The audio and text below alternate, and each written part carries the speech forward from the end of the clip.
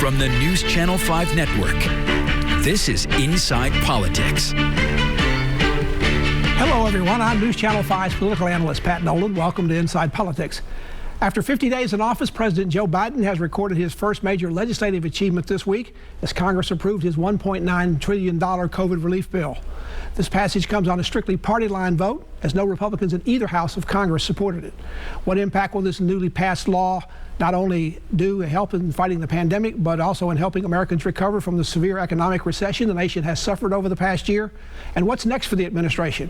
Also, how will it deal with all the challenges already arising overseas in terms of foreign policy in the Middle East and elsewhere? We've asked Vanderbilt's distinguished professor of history and political science, Dr. Thomas Schwartz, to join us on the program to discuss those topics. Dr. Schwartz, as always, thank you so much for being on the program. Well, thank you very much for inviting me. The Democrats have sort of nominal control of both the House and particularly nominally in the Senate. Their power is at best quite narrow.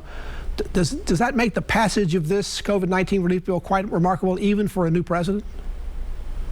Yes, I think so. I think if you think about past presidents, it took Donald Trump almost a year to get his tax reform proposal, the first proposal, because he started on trying to repeal Obamacare. So in a sense, Biden has struck earlier than most presidents in getting a significant passage or significant legislation passed. Most of his negotiation had to be with members of his own party rather than with the Republicans. He did attempt a meeting with some of the Senate Republicans, but for the most part, the real issue was negotiating with members of his own party to get a passage to keep them unified and voting for this. President Biden won the election with more than 300 electoral votes and I think more than 6 million popular votes. Why didn't he bring more Democrats to have more coattails to bring Democrats into Congress to help him pass the laws he wants to pass?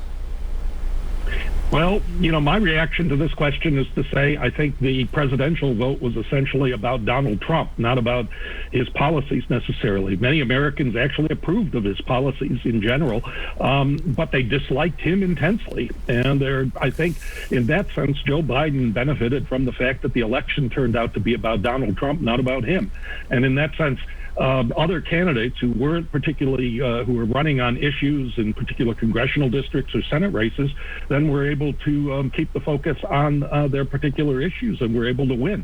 But I think the scale of dislike for Donald Trump, particularly his personality and style, was so large that it produced the vote for Biden, but without the coattails for other Democrats. President Biden got just about everything he wanted in his $1.9 trillion COVID relief bill. He did lose the $15 minimum wage he wanted to put in because of some Senate rules. But he sort of anticipated that and sort of realized that was going to happen, didn't try to fight it. Why didn't that cause more erosion within that bill? Why didn't he lose other things as it went through that vote-a-rama in both houses? Well, I think anticipated. You're absolutely right that he told people early on that he thought it was going to be gone. So he knew the Senate rules, and that one of the problems would be the fact that the $15 minimum wage would affect issues that would cause the Senate parliamentarian to rule that it would need to go through regular Senate procedures and have 60 votes. So in that sense, he anticipated the problem, and this was part of his knowledge of the Senate and part of his knowledge of how things work in Washington. And so he diffused, I think, some of the impact of that loss of the $15 minimum wage by anticipating it, making sure that people knew that he knew this was problematic, and that helped considerably in preventing this from being a sign of weakness necessarily for him. The Democrats can bring up the $15 a wage and it will pass the House and then encounter issues in the Senate. But in that sense, I think he avoided the political pitfalls from that. In this COVID relief bill, everybody knows there's the $1,400 stimulus checks that everybody's going to get, most everybody's going to get, and also the increased continued unemployment benefits. But Democrats are touting this bill because of all the anti-poverty things that are in it. They believe it's going to cut child poverty in particular more than half. Are they right about that? And why is it going to make that big an impact? Well, they have studies that show that it's going to have that impact, in particular because of this child tax credit that they brought in of $3,000 or $3,600 for some families. So in that sense, they may indeed. It is only temporary. It is only for a year.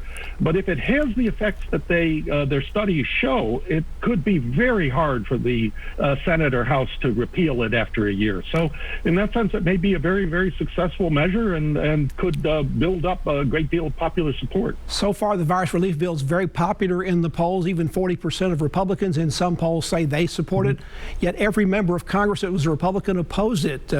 Why'd they take that stance on it? Why not try to be bipartisan, or at least try to take some of the credit for what may be a positive bill? Well, this is an interesting question. I do think they are anticipating that this particular measure won't have quite the impact that the Democrats think it will.